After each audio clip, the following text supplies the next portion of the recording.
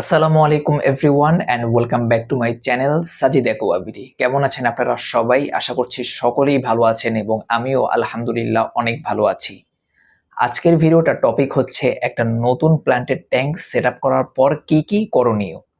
আমরা অনেকেই জানি একটা নতুন ট্যাঙ্ক সেট আপ করার পর প্রথম সময়টা খুবই গুরুত্বপূর্ণ, আর এই সময়টায় একটু বেশি মেইনটেনেন্স করতে হয়। আজকের ভিডিওতে আমি আপনাদের মাঝে ৬টা টপিক নিয়ে কথা বলবো। আপনারা যদি এই ৬টা টপিক ফলো করে থাকেন, আশা করছি আপনাদের ট্যাঙ্ক হবে ক্লিন অ্যান্ড স্টেবল। তো চলুন আর দেরি না করে লেটস গেট স্টার্টেড। আজকের ভিডিওর প্রথম টপিক হচ্ছে ওয়াটার চেঞ্জ। আমরা জানি প্ল্যান্টের ট্যাঙ্কের মূল জিনিসটাই হচ্ছে ওয়াটার চেঞ্জ। আমরা একটা নতুন ট্যাঙ্ক সেট আপ করলাম, প্রথম সপ্তাহে আমরা চেষ্টা করব রেগুলার ওয়াটার চেঞ্জ করার, এবং দ্বিতীয় সপ্তাহে যে চেষ্টা করব একদিন পর পর ওয়াটার চেঞ্জ করার, এবং তৃতীয় সপ্তাহে আমরা চেষ্টা করব 2 দিন পর পর ওয়াটার চেঞ্জ করার। আপনি যদি এইভাবে ওয়াটার চেঞ্জ করে থাকেন, আমার বিশ্বাস আপনার ট্যাঙ্ক ক্লিন এবং স্টেবল হয়ে উঠবে। সেকেন্ড টপিক হচ্ছে ডায়াটম ক্লিনিং। ডায়াটম হচ্ছে একটা অ্যালজি যেটা নতুন সেটআপে আসা একেবারেই নর্মাল। এটা দেখতে ব্রাউন কালার হয়ে থাকে এবং জেলি টাইপের মতন হয়ে থাকে। এটাকে ওয়াটার চেঞ্জের মাধ্যমেই ক্লিন করতে হয়। এটা ক্লিন করার সময় আমরা এই চিকন সাইজের 6 mm পাইপটা ইউজ করব। মোটা পাইপ ইউজ না করার রিজন হচ্ছে, আমরা যখন একটা নতুন ট্যাঙ্কে এই ডায়াটমগুলো ক্লিন করতে যাই, ডায়াটম কিন্তু একেবারে প্ল্যান্টের সাথে লেগে থাকে। লাইক যখন আপনি একটা কার্পেটিং প্ল্যান্টের সাথে ডায়াটম লেগে আছে, তখন যখন আপনি একটা মোটা পাইপ দ্বারা সেই ডায়াটমের কাছাকাছি আপনি যখন পাইপটা নেবেন, হেভি ফোর্সের কারণে কিন্তু আপনার প্ল্যান্টটাও উঠে আসার চান্স খুবই বেশি থাকে। কেননা প্রথম দিকে কিন্তু আপনার প্ল্যান্টটা যখন আপনি মাটির সাথে লাগান, লাইক যে সয়েলের সাথে আপনি লাগান, যেটা অ্যাকুয়া সয়েল বা গার্ডেন সয়েল যেটাই হোক, ওটা কিন্তু সাথে সাথেই আপনার রুট ছড়ায় না। রুট ছড়াতে আপনার 1 থেকে 2 সপ্তাহ আরো বেশি টাইম লাগতেই পারে। তো রুট না ছড়ানোর কারণে আপনার হেভি ফোর্সের কারণে প্ল্যান্টটা উঠে আসে। তাই আমি বলবো এই ডায়াটম চলাকালীন আপনি এই 6 mm চিকন পাইপটা ইউজ করবেন। এতে আপনার ডায়াটমটা খুব ভালোভাবে ক্লিন হবে এবং প্ল্যান্টেরও কোনো ক্ষতি হবে না। তৃতীয় টপিক হচ্ছে ক্লিনিং ক্রু। আপনার ডায়াটম স্টেজে আপনি তো রিমুভ করবেনই, তার সাথে সহযোগিতা করতে পারে black molly fish. Black molly fish হলো অনেক হার্ডি একটা ফিশ। নতুন সেটআপে দিলেও আশা করা যায় কোনো প্রবলেম হবে না, তারা মারা যাবে না। এবং ডায়াটমের সময় তারা যখন এই জেরি টাইপ জিনিসগুলো দেখে, তখন তারা মনে করে এটা তার খাবার। তখন সে এটা দাঁত দিয়ে ছিঁড়ে ফেলে এবং এটা ফিল্টারে চলে যায় ডাইরেক্ট ময়লাটা।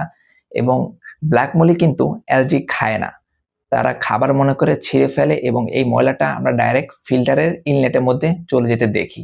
সো ক্লিনিং ক্রু হিসাবে আপনি ব্ল্যাক মলিকে রাখতেই পারেন আপনার ট্যাঙ্কে।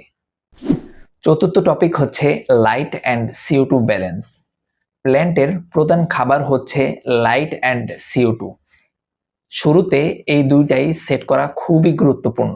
যদি দেখেন আপনার প্ল্যান্টে পার্লিং মানে বুদবুদ যেটা ওটা হচ্ছে না, তাহলে আপনি চাইলে CO2টা একটু বাড়িয়ে দিতে পারেন। আবার যদি দেখেন আপনার অনেক অ্যালজি হচ্ছে, তাহলে কিন্তু আপনি লাইটটা একটু কমায় দিতে পারেন। আর এটা কিন্তু করতে হবে আপনার ডায়াটম স্টেজ চলা অবস্থায়, লাইক প্রথম 2 সপ্তাহের মধ্যেই এটা করা খুবই উত্তম কাজ একটা। আর CO2টা বেশি মানে ওঠানামা করলে কিন্তু স্ট্রাকহর্ন অ্যালজি হওয়ার চান্সটা খুব বেশি থাকে। ওঠানামা বলতে আমি বুঝাইছি একটু বাড়িয়ে দিলেন, আবার মন চাইলো একটু কমিয়ে দিলেন, এভাবে করলে স্ট্রাকহর্ন অ্যালজি আসবে। স্ট্রাকহর্ন অ্যালজি কিন্তু খুবই একটা ভয়ঙ্কর অ্যালজি। সো আমি বলবো আপনার ডায়াটম স্টেজ চলাকালেই আপনার ট্যাঙ্কের লাইট অ্যান্ড CO2টা একেবারেই সেট করে ফেলবেন। পঞ্চম টপিক হচ্ছে কেমিক্যাল অ্যাভয়েড। আমরা একটা নতুন ট্যাঙ্ক সেট আপ করার পর অনেক ধরনের অ্যালগি ট্যাঙ্কে দেখতে পারি।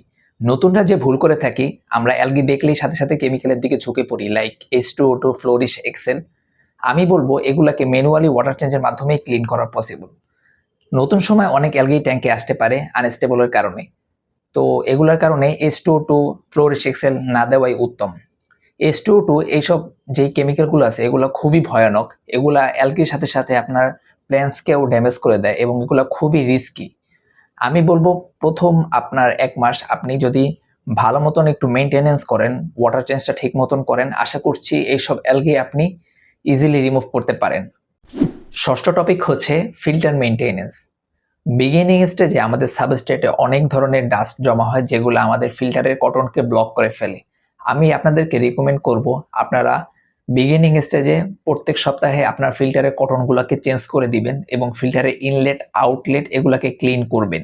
তবে ফিল্টার ক্লিন করার সময় যে জিনিসটা আপনারা খেয়াল রাখবেন, ফিল্টারের মধ্যে যে সিরামিক রিং এবং বায়োলজিক্যাল মিডিয়া আছে ওইগুলো কখনোই ক্লিন করবেন না, কেননা ওগুলোর মধ্যে ব্যাকটেরিয়া গ্রো করে যেগুলো আপনার ট্যাঙ্ক স্টেবল রাখতে গুরুত্বপূর্ণ ভূমিকা পালন করে থাকে।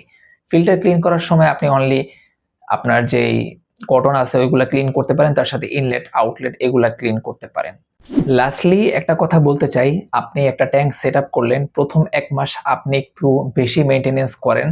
আর আমি যে 6টা টপিক আপনাদের সাথে কথা বললাম, এই 6টা টপিক যদি আপনারা ফলো করে থাকেন, আশা করছি আপনার ট্যাঙ্ক খুব সুন্দর এবং ক্লিন অ্যান্ড স্টেবল হয়ে উঠবে।